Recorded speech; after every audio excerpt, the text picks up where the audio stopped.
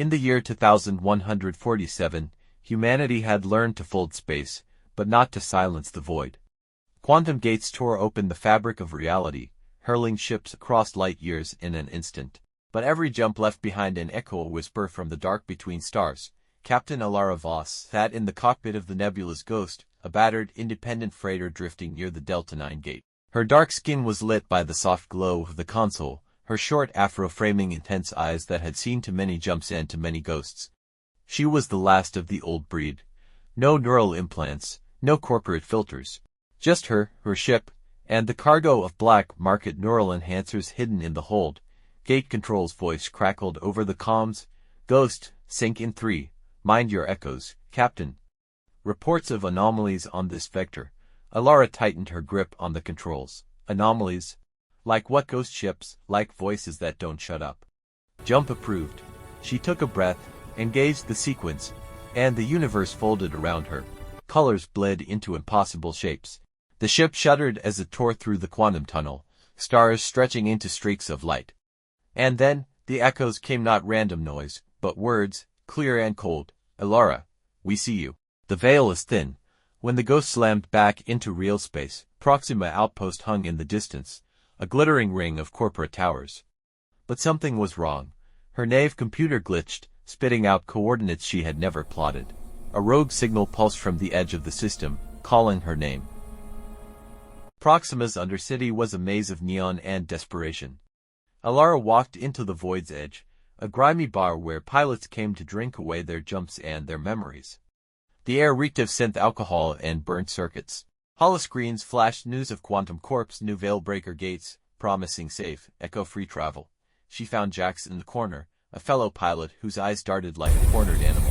His arms were covered in glowing fractal tattoos, pulsing faintly in the dim light. Jax, Elara said, sliding into the seat across from him.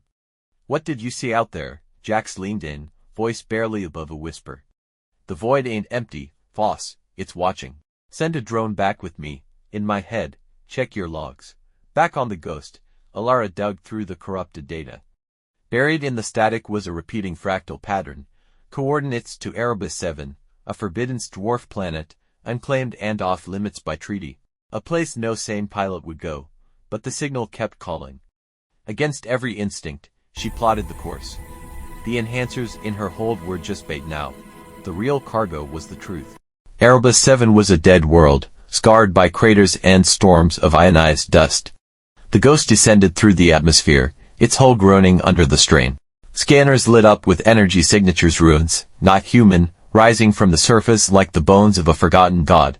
Elara suited up and stepped onto the cracked ground. The air was thin, the sky a swirling mass of charged particles. Before her stood a massive archway of obsidian, humming with quantum residue.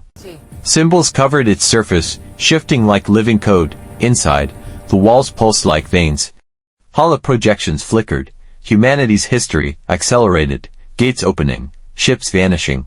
Billions uploaded into the veil. Then, the voice came not through her helmet, but inside her mind. You carry the key, Elara Voss. The neural enhancers. They are not drugs, they are seeds. Elara froze. Who are you? What is this place? We are the architects. Builders of the gates. Your Quantum Corp stole our tech, but corrupted it. Every jump feeds us. Echoes are our children, slipping through cracks. The seeds will bloom, merge flesh with void. Horror washed over her. The enhancers weren't black market stimulants, Elara they were Voss, alien you nanites. stand at the Quantum threshold Corp of wasn't just a eternity. company. Will you embrace It was the a cult, quantum legacy? seeding pilots to build an army for the void. She turned and ran. Drones sleek, fractal-edged hunters swarmed from the ruins. Lasers scorched her suit as she dove into a crevice, heart pounding like a war drum.